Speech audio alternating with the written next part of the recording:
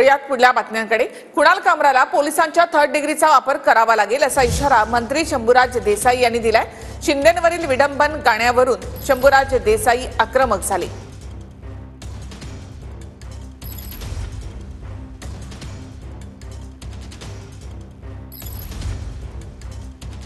जी third degree असती पोलिसांची त्या थर्ड डिग्रीचा वापर त्या कुणाल कामरा बाबतीत करावा लागेल। आता आम्ही मंत्री जरी असलो तरी आम्ही वंदनीय बाळासाहेब ठाकरे साहेबांचे धर्मवीर आनंद दिघे साहेबांचे शिवसैनिक आदी आहेत।